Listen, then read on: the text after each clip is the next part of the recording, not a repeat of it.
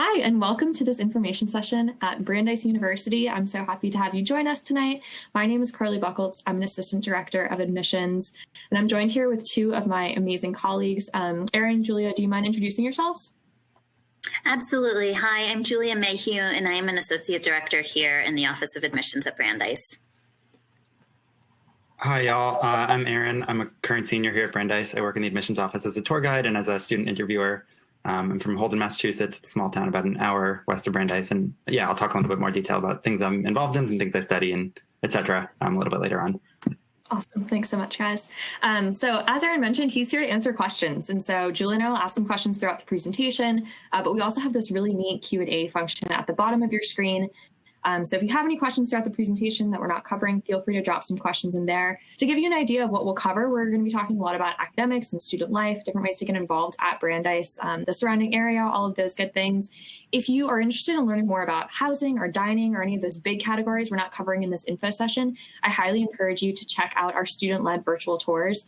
Those are led by students like Aaron who take you on a virtual tour of our campus, and they go into a lot more depth about things like that. So again, any questions you have, feel free to drop them in the chat below. So I'll go ahead and get us started in just introducing you to Brandeis. So Brandeis is located right outside of Boston, Massachusetts, in a town called Waltham. We're about 9 miles outside of Boston, and we were founded in 1948. So we might be one of the younger schools you're looking at. We were founded at a time in which higher education was pretty exclusive by nature. So you usually had to be a certain race, a certain gender, a certain religion just to get your foot in the door. Brandeis was founded to be an inclusive university. So we had an incredible team of founders. You might have heard of Albert Einstein, Eleanor Roosevelt, both instrumental in securing the funding to create Brandeis. And the idea was that, it was going to be inclusive of people of all different backgrounds, all different walks of life. It was founded as a non-sectarian school, so we don't have a religious identity, but we were founded in partnership with the American Jewish community. And we have a lot of really great Jewish values that we still hold on to today at Brandeis and that you will see play out across our campus. A few of those kind of main values that we talk quite a lot about at Brandeis are the ones that you see on the screen here. So a reverence for learning, a cultivation of critical thinking, and a commitment to repairing the world.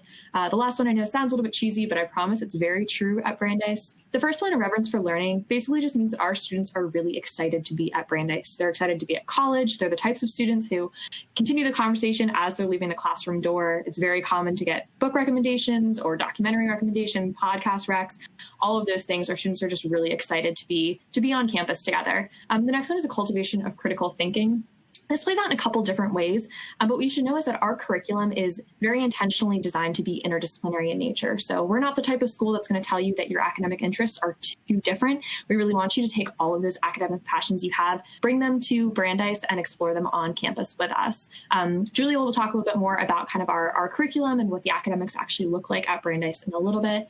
And this last one, a commitment to repairing the world. I think this is what really kind of makes us unique as a university. We were founded as a social justice institution, and that really kind of bleeds into everything that we do on campus. So our students are the types of students who are really politically and environmentally engaged, the types of students who like to go to protests, or the ones that like to read up on different current events.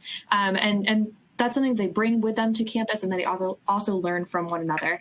I think the best way to kind of illustrate this is the fact that one of the most popular groups on campus we have is our Waltham group. And Waltham group is basically an umbrella organization of a lot of different community service projects. And so Waltham group houses 12 to 15 different clubs depending on the year. And these clubs do different outreach both in Waltham and in our immediate town, but also in the Boston area. And so our student body of about 3,600 students, they together document about 60,000 community service hours every year. And again, lots of different ways to get involved. Some of these are organizations that go into local elementary schools. Some are providing legal aid to small businesses in Boston. So again, a very, very community service oriented university. And I'll pass it over to Julia to explain a little bit more about the academics at Brandeis.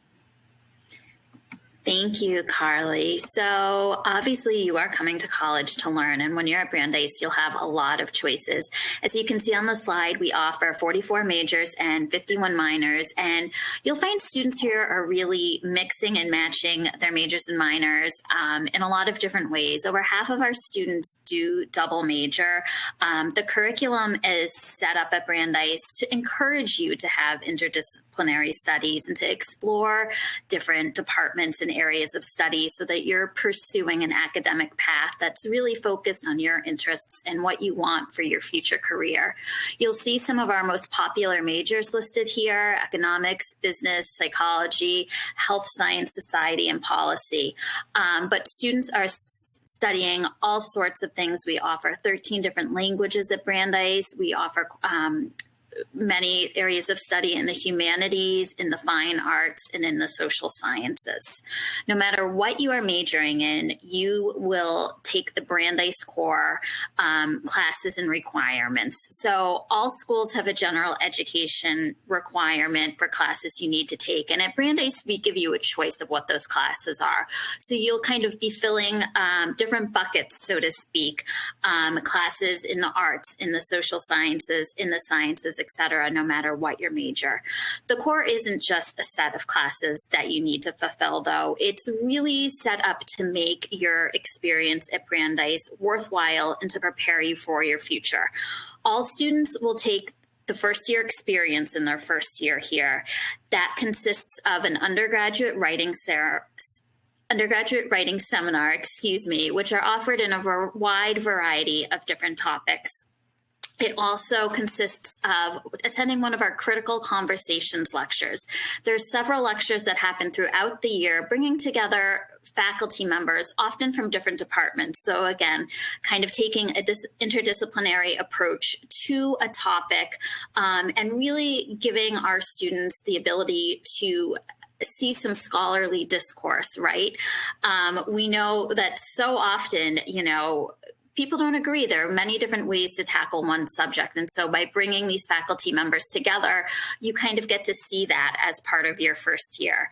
The first year experience also consists of small group discussions with faculty members. And these are really informal discussions, often with a professor who's not your professor or in the major that you're planning to study. And it's really just an informal way to connect with faculty, learn a little bit more about their pathway to academia, the type of research that they may be doing. And it really is just to help students get acquainted with what it means to be a college student in their first year. So we're really proud of the way that the core curriculum brings together all these components to really give students a robust and rich experience right when they're starting off at Brandeis. Erin, do you want to share a little bit about the majors and minors that you've chosen and kind of how you found them? Yeah, definitely. So I'm currently a second semester senior. I'm majoring in environmental studies with minors in politics and anthropology. So I'm a little bit all over the place. And I didn't actually initially come to Brandeis knowing what I wanted to study. I was in a totally different direction when I got here. And I think the advising was really excellent and has remained really excellent. And sort of that helped push me into the fields that I'm studying now. But yeah, I mean, so my first semester, like a lot of students, and for a lot of different reasons, but it was really difficult. I struggled in my classes. We have something that is really great. It's called the shopping period. So it's the first few weeks of school. You can sort of switch things around, and if you're not clicking in your classes or not getting along with the professor, or just the materials not what you want to be studying, whatever the reason, you can switch around with no penalty against you. So I was really struggling my first few weeks, and I went to an academic advisor that all first years are assigned when you matriculate. And I sat down with him and I talked about sort of what I was going through. And he sat down and looked at my high school transcript and suggested that I take this intro environmental studies class. We call it tree class. And it's about 150 students. The professor, I think, even in a class that size, knows every single person by name. He can call on students one at a time and knows their name, and hosted office hours just for first years individually, because obviously your first college class can be a little intimidating. So he really made a space that was comfortable for first year students. And I think sort of because of that experience, I fell in love with that class and fell in love with the field of environmental studies. And that sort of pushed me in that direction. And I ended up now majoring in it and looking for jobs and possibly graduate school in environmental fields. So yeah, it's been a really amazing experience, in large part due to advising and how welcoming faculty are and how kind and welcoming advising is as well. Thank you, Erin. So Erin, that was a perfect segue really to talk about our faculty here at Brandeis. And one really important thing to know about Brandeis is that it really is an undergraduate focused institution. About We've got about 3,600 undergraduates on campus, and our faculty just really love teaching in addition to the research that they're doing. We have a 10-to-1 student-faculty ratio, and about 60% of our classes are 19 students or fewer. So there will be classes in larger lecture halls. Oftentimes they are introductory science courses that are the biggest ones, but no matter what classes you're in, you will have smaller discussion groups or labs that will, again, kind of give you a little bit more of an intimate experience in the classroom. And our faculty are doing amazing research. And as a, R1 Research University, they really are passionate about sharing their experiences with their students. So whether that's in a formal way through having research assistants in their labs, in their research centers, or just informally sharing what they are doing in the classroom, students really get exposed to a really robust expertise of their faculty. Faculty members, again, going back to the small group discussions that are a part of the core, they really want to get to know their students. And, there are faculty members who will, put their cell phone numbers on the board on the first day of class, or this year on Zoom, of course, letting, students know to reach out when they need help. Also, again, in a pre-COVID world, inviting students over for dinner, meeting them for coffee. So of course, all those things are taking place virtually this semester, but really our faculty are there for our students, not just as teachers, but as mentors and resources as well. So a lot of the learning that you'll be doing at Brandeis is in the classroom, but also a lot of it takes place out of the classroom as well, through research, through internships, and study abroad. So Erin, I know you've had some research experience. Do you want to share a little bit about that? Yeah, so I've been fortunate enough to have research experience in a few different capacities. So the summer after my sophomore year, I got an email from a professor that I had, Colleen Hitchcock, who teaches conservation biology, that another professor in the department was looking to hire undergraduate students to help be research assistants for the summer. And so I applied and I got hired. And I spent the following summer as a forest ecology research assistant. So what that meant is I basically got paid to hike around in the woods around Brandeis and collect data about different trees and plant life that was being analyzed for this research project. So that was a really cool experience. It sort of gave me some hands-on experience doing research with a professor and understanding what conservation biology looks like on the ground. And it also allowed me to develop a relationship with this professor and my peers who were other students in the department. And it also sort of led to this interest in conservation personally. And that's sort of my interest in environmental studies. So now I'm actually doing a senior thesis with another professor in the environmental studies department. And so senior thesis is a year-long research paper. So it's going to end up being about 100 pages. There's an hour-long dissertation and I have to defend it. And it's a pretty intense process, but it was sort of inspired by this interest in conservation. And so I'm doing that this year, talking about conservation and in Southeast Asia. And so, those have been two sort of different types of research experiences, but they've both been really meaningful in sort of shaping my interest in environmental studies and in conservation, and also going forward as I look for jobs in graduate schools, giving me really great things to put on my resume, and also just skills and experience going forward. Thanks, Erin. So at Brandeis, undergraduates can find research opportunities with the Undergraduate Research and Creative Collaborations Office. And they're really kind of the clearinghouse on campus. Any type of research questions you have, you can go to them. They will help you connect with professors, kind of teach you how to do so. And there's also a lot of funding opportunities there as well for independent research. So if you have a great idea, you can turn it into a senior thesis like Erin has done, and you'll be able to get support for that from them. Internships are also really a great way to continue the learning and also get professional experience. Our location in Waltham, close to Boston, really gives students the opportunity to do internships during the semester. And of course, many students do internship experiences over the summer as well. Our Hyatt Career Center runs the World of Work program, which is a funded opportunity for students who are doing nonprofit internships to get a stipend for the summer to do that work. So again, providing some financial support for students to do internships. And that's a wonderful program. This past summer, it ran remotely, and usually there's 30 to 40 students who are participating in that program. And finally, study abroad opportunities. So unfortunately, many students aren't doing that right now, but our study abroad office is very hopeful that will resume in the fall.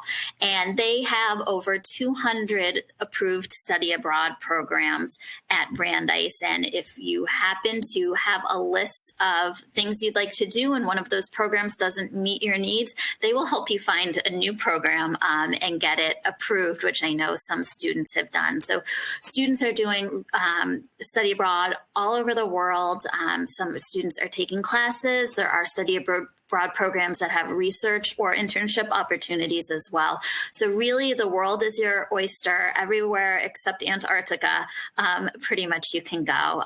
Erin, and I know you had a great experience studying abroad, if you'd like to share. Yeah, awesome. So unfortunately, I was abroad when COVID happened, so my program got cut a little bit short. But I was still able to go for 2 months. So I was in Cambodia in Southeast Asia, sort of the other impetus for my senior research that I'm doing this year. But it was a really small cohort-based program. There were only 16 of us. It was research-based. Unfortunately, the research component sort of got interrupted by COVID. But the classes were really small, so it was really easy to have conversations and build really close relationships with the faculty that were there, and really create an intimate sort of community with the other students on that program. And then the other half, when we weren't in classes, was field trips. So we traveled all over the country, seeing different heritage sites and interviewing local communities and actually doing like field research and conservation work on the ground. And so that was also a really meaningful experience, sort of have get experience doing that type of work abroad, but also to learn about another culture and build an intimate community with other students from colleges all over the country. And yeah, it was a really amazing time. So I was really happy I went, even if it got cut short a little bit. Thanks, Erin. Now I will turn it over to Carly to talk a little bit about student life. Thanks, Julia. So we'll talk a little bit about what it means to feel like a Brandesian on campus. So our campus is about medium sized in terms of our student population. We have about 3,600 students, which I want to note is pretty small for an R1 research institute. So R1 research institutes are usually closer to about 25,000, and we're, again, 3,600. So you have all of the resources and opportunities of a really big school with kind of that smaller school feel, which our students really value. So our student life is kind of really broken up into three main buckets. The first would be our sports and our athletics. Our next is our clubs. And the last one is our campus-wide events. So in terms of our sports, we are a D3 school. We have about a dozen D3 varsity sports. The one that we don't have that most people ask about is football, but in its place, we have a club Quidditch team. People really take Quidditch seriously at Brandeis. If you are excited about Quidditch, we very well could be the school for you. We have about 24 club programs. So if you are currently competing at a pretty high level in high school and want to continue in college, I can guarantee there's a spot either between our varsity, our club, or intramural sports. Our intramural sports department, I really want to give a huge shout out to. They were amazing this past semester during COVID. So we had about 1,800 students on campus this past fall. And intramural sports did a really amazing job at just finding ways of reimagining how we can use space outside. So we had outdoor Zumba classes, outdoor yoga classes. We had pickleball tournaments and a lot of really great fun things and ways for people to see each other in a socially distanced way. Our mascot is the judge. Our fan section is called the jury. We think we're very funny in that way. But sports are definitely an active part of Brandeis campus. So if you're excited to, again, pursue that, opportunities for you there. If you are not super athletic or if that's not something that you want to be part of your collegiate lifestyle, that's totally fine. We have over 200 clubs. As I said before, we were founded to be an inclusive university, and our clubs is really where that shines. So all of our clubs are inclusive by nature, which means that if they want to receive funding from the university, they cannot be exclusive. So if you have never performed a song in front of someone in your entire life, but you want to join a cappella in college, there will be a group that will welcome you with open arms. Erin, would you mind telling us about a club that you are involved in and kind of how you got involved with that club? Yeah. So I actually think the biggest thing that I'm involved with outside of classes is admissions. So I'm a tour guide in my free time. And I did that first semester. I knew that it was something I wanted to do before I even came to college. I had such a like a lot of students who are applying to colleges, I had a really difficult time making my decisions, and it's just a very stressful process, obviously. And so when I got to Brandeis and I had such an amazing experience with their admissions office and the student who gave my tour, I knew that, and I was excited to come here. I knew that I sort of wanted to give back to the community and be able to do that for other students and help them make the same decision that I made. And so we have what's called the Activities Fair. Every semester it's during, I mean, unfortunately it's virtual, but it's during the fall and the spring. And it's when several hundred clubs on campus set up like a booth, and they encourage students to sign up, and you walk around and meet all the different members of different clubs. And so admissions had a booth at that. And I knew that it was something I wanted to get involved with. I signed up and I went through a little bit of training, and it's a really close, tight-knit community. And yeah, I love giving tours and being able to tell people about Brandeis and settings like this. That's awesome. Thanks for sharing. I mentioned we also have a lot of really great campus traditions. Our campus is very lively and very active.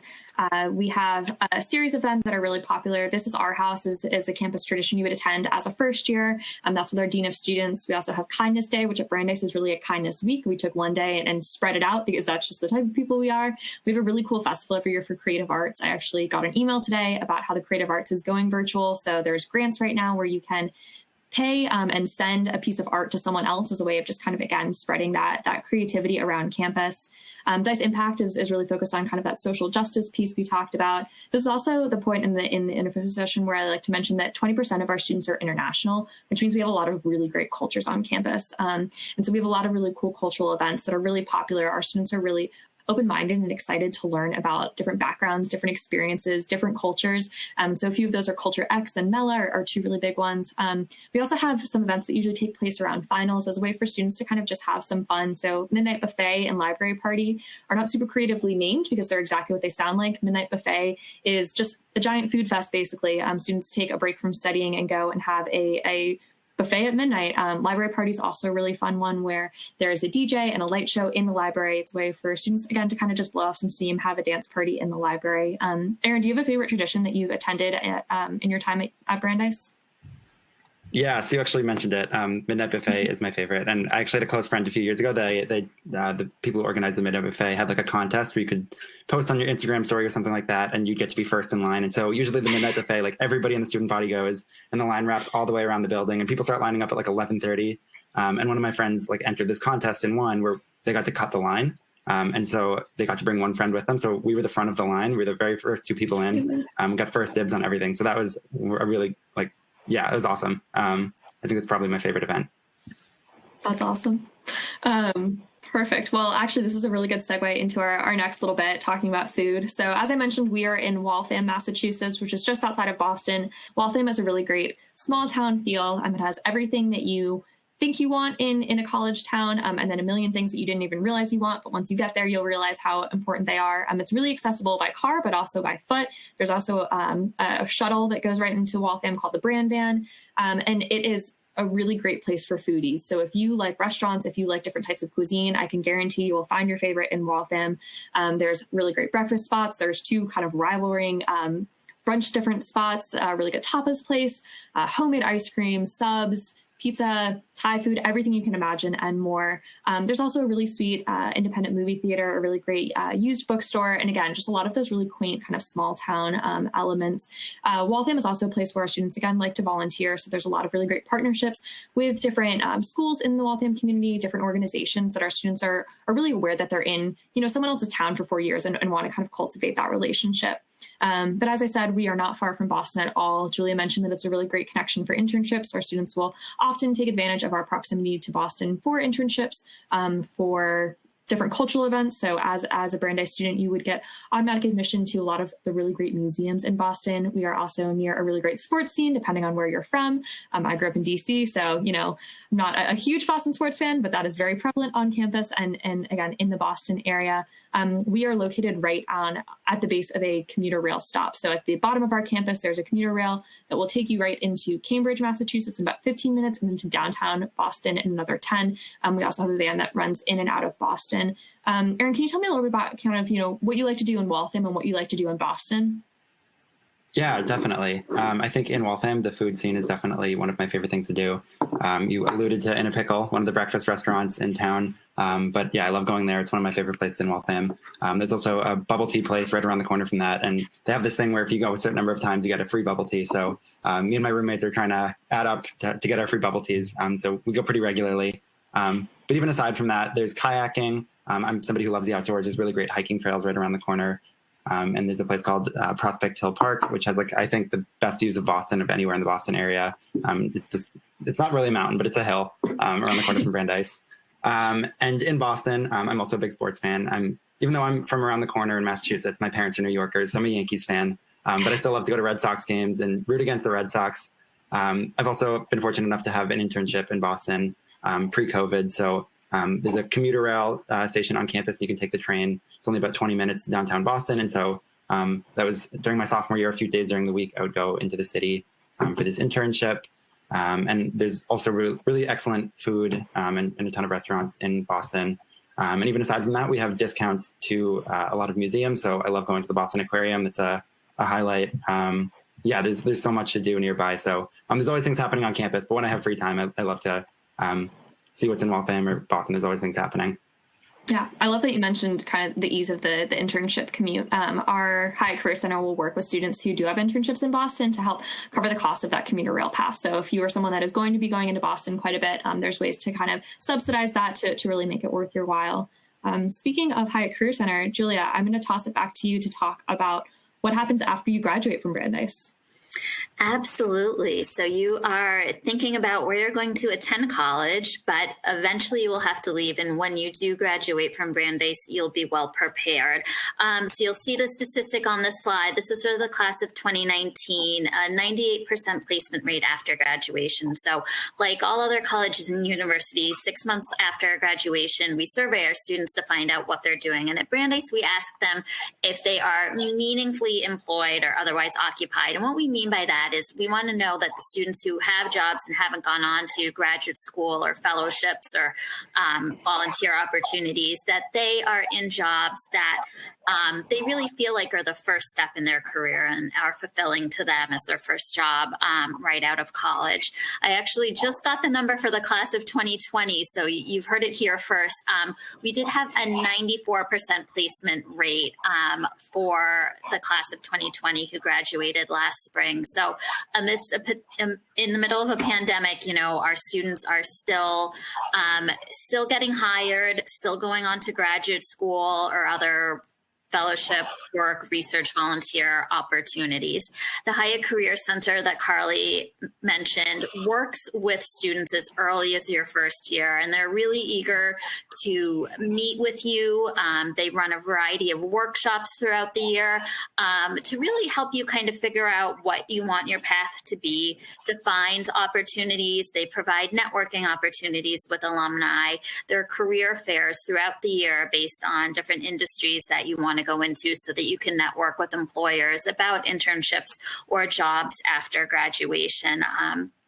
They do resume reviews, and they really are there as a resource for you after graduation as well. So let's say you graduate from Brandeis, you work for maybe a couple years, and you do decide that you want to continue on to graduate school or professional school. They're happy to work with you, Len, to help you through the application process, work on your resume with you, help you kind of consider what opportunities await you. For students who are interested in pre-law, pre-med, we do have dedicated advisors for both those programs who will really help you prepare for law school, med school, vet school, dental school, whatever you feel like awaits you. So again, helping you kind of know what the application process is, know what exams you may have to take to gain admission, to medical law school, et cetera. So they're really there, again, to work with you as early as your first year. Erin, have you worked with the Hyatt Career Center at all? And can you just tell us a little bit about it? Yeah, definitely, in a lot of different ways. So I was actually fortunate enough to be awarded one of the World of Work fellowships that was talked about earlier. So I worked really closely with an advisor at Hyatt last summer because I was receiving funding to do an internship at the Sierra Club, which is a environmental advocacy organization in the U.S.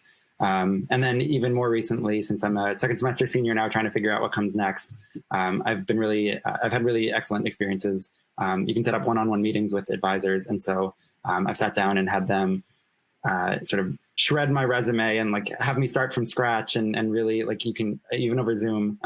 I've shared my screen and they've really edited it down and made it look amazing. Same thing with my LinkedIn profile and cover letters.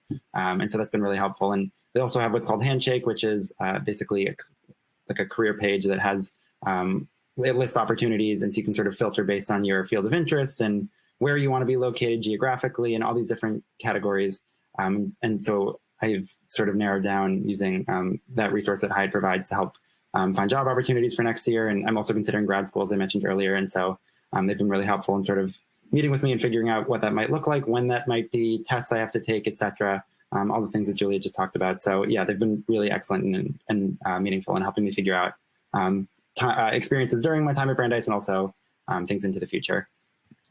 Thanks, Aaron. And I definitely highly suggest if you really kind of want to dig into kind of where Brandeis graduates have gone, the Career Center has a website, Beyond Brandeis, the name of the slide. You can Google it to bring you right to the site. And it really lists all of the data of our graduates, what cities and countries people are studying in, what their majors were, and what fields they went into after graduation, the graduate schools that our graduates are being admitted to. So you can really dig around and kind of explore the paths of Brandeis alumni as well.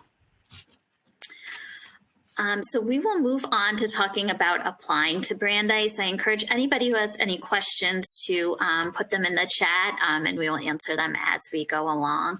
Carly, do you want to give us an introduction to the application process? Of course. So now that we've talked about what you can do after Brandeis, let's talk about how we can get you to Brandeis. So at Brandeis, we have something called a holistic review process. And that basically just means that we are looking at all aspects of your application. So we do not have a minimum SAT, a minimum GPA, a minimum anything. We really are going to look at every aspect of the application that you submit to us. I'll kind of walk you through what those different pieces are. But first, I'll kind of give you an idea of what our application deadlines even look like. And so we are an early decision school, which means that we have the option for you to apply early decision, which is a binding decision. So if you know that Brandeis is a school for you, you are so excited, you cannot wait, early decision could be a really good option. We have an ED1, which is November 1st, and ED2, which is January 1st. And then our regular decision, which is a non-binding option, is also January 1st. So all of those applications just passed. We are in the middle of reading season for our next class, which is really exciting. It's really fun to actually be on that side of things at this point. We also have transfer admissions, which there's a lot more information on our website about that. We're kind of going back to the pieces of the application itself. We ask for a series of different elements and pieces. We use the Common App, and so you will submit an essay through that. We are going to look at your transcript because we want to understand how you are challenging yourself within the context of your school. So are you taking classes that challenged you, that really kind of pushed you outside of your comfort zone, and how did you do in those classes? We put everything in the context of a school profile that your school counselor provides to us. So we know exactly if you had APs offered or IB offered, or maybe just honors and advanced classes. And again, we're putting everything in context. In addition to that, we love reading the essays. We love to see how you spend your time through your extracurricular list. So just a reminder that, everything that you do counts as an extracurricular. So if you are working really hard with your family and responsible for a lot of different family elements right now, especially in the pandemic, we want to see that on your application. The EC list is really for us to get to know how you spend your time and where you're putting your passion. We also love reading teacher recommendations. It's a really great way to kind of have a sense of how you might contribute to the Brandeis campus. So we are very much a tight-knit community. We definitely have a family feel, and so we want to know how you would work within that ecosystem and what you would bring to our campus as well. We are a test optional school. We've been test optional since 2017. It's something that we're really proud of. We really like offering different opportunities for students to kind of enter into Brandeis. So we do have 3 different options. The first is your traditional SAT, ACT score. So if you were able to sit for an exam and you're really proud of your scores, that's awesome. We'd love to see it. We do super score these exams, which means that we would take the best score from each of the subsections and put it together in your absolute best score. And we do accept self-reported scores.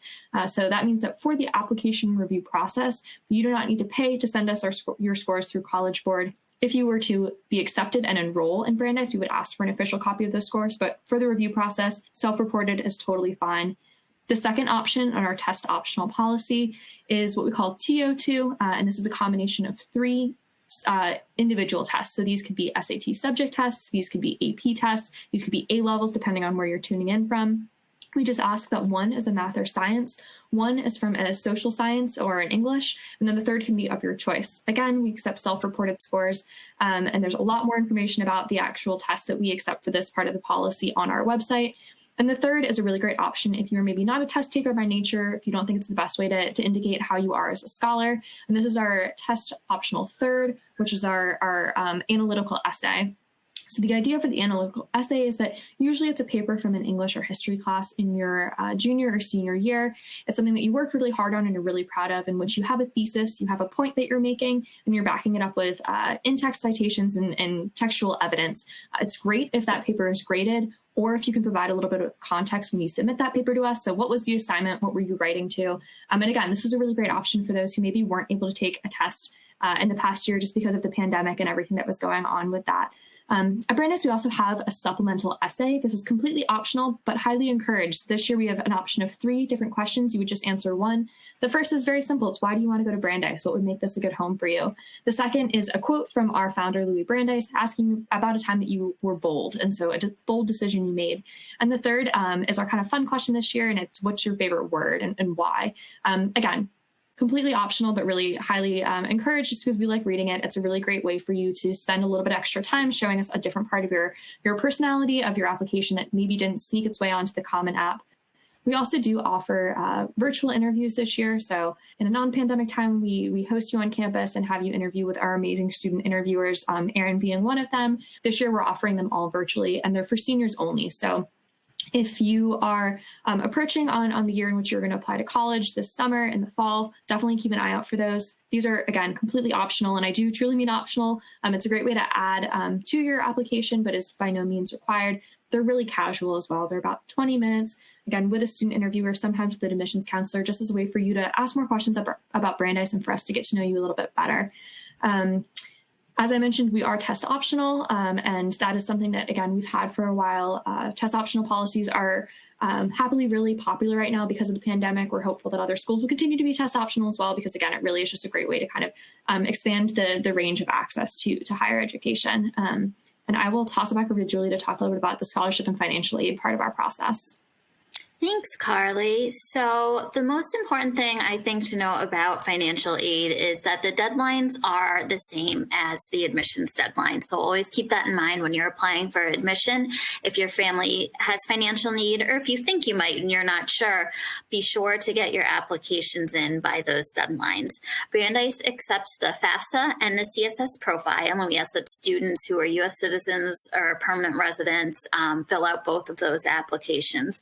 We do also offer need-based financial aid to international students as well, and those students also need to fill out the CSS profile. We are proud to meet full financial need at Brandeis, meaning that whatever your calculated financial need is based on your financial aid applications, we will give you aid for that full amount in the form of grants, scholarships, and loans. Scholarships are part of the admissions process at Brandeis, and the nice thing about scholarships at Brandeis for you when you're applying is that you do not need to do a separate application for these scholarships. The one exception being our Leonard Bernstein Fellowship. If you are applying for that, which is available to musicians and vocalists, you do need to submit a recorded recorded audition rather. So that is one additional thing you have to do. Our scholarships range from about $10,000 a year to just over $22,000 a year. We do not offer full merit-based scholarships, and that's because we want the bulk of our institutional funding to be able to go to students who have financial need. Again, kind of going back to our founding value of inclusivity and really trying to make a Brandeis education accessible for all. In addition to the Leonard Bernstein Fellowship, we do also have 2 other fellowship programs, one in the humanities and one in the sciences. And these programs come along with co-curricular benefits as well. You'll be a part of a cohort of other fellows. You will have dedicated faculty advisors. You will take part in first-year seminars together with your cohort. And they also provide access to research funding. that you can do over the summer or during the semester to really bring together a group of students who are really achieving academically and really just kind of studying all together. In general, about 10%, the top 10% of our admitted students are offered merit-based scholarships at Brandeis. And of course, we also offer work study as part of financial aid. And there is student employment on campus for students who do not have work study too. So there's also a job board as well for students who want to look for jobs in the local community. So lots of different ways to fund your education. And I encourage you, as you go through the application process, feel free to reach out to our Office of Student Financial Services really as early as you want. They're happy to work with you throughout the process. And keep in mind too, when you're applying for aid, although I imagine for most of you, it's still a little bit far off, but to always be, checking your email, checking your application portal that you'll get access to after you apply, because in some circumstances, we will ask for additional financial aid forms. There's additional forms if your family owns a small business, if you have a non-custodial parent. So it's always just important to keep checking back. We want you to complete these applications because we want to be able to award you the most funding that you are eligible for in terms of financial need. And that about wraps us up. So as far as next steps go, I encourage you to attend a virtual tour. You got to hear from Erin a little bit today. Our virtual tours are led just by current students. So you'll really get insight into a lot of the things we didn't have time to talk about tonight, residence life on campus, dining on campus, and just seeing more of our spaces on campus. So I encourage you to sign up for a virtual tour if you have not done so already. In a couple weeks, on the 15th and the 19th, we're also offering some student panels kind of based on academic division. So there'll be one for the humanities and the fine arts, one for social sciences and business, and then one for the sciences. So if you have an idea of what you want to study, I really encourage you to attend one of those. You'll get to ask questions of current students and also get a tour from students studying those disciplines as well. And finally, reach out to us throughout the process. It's such a different year right now where we cannot welcome you to campus in person, but we are here to help. You can obviously reach out to us at admissions@brandeis.edu. And on our website, we do also list our regional staff. So you can look up based on your state or country and contact your admissions counselor directly. So thank you again for joining us. And on behalf of Carly and Erin and myself, thank you for joining us.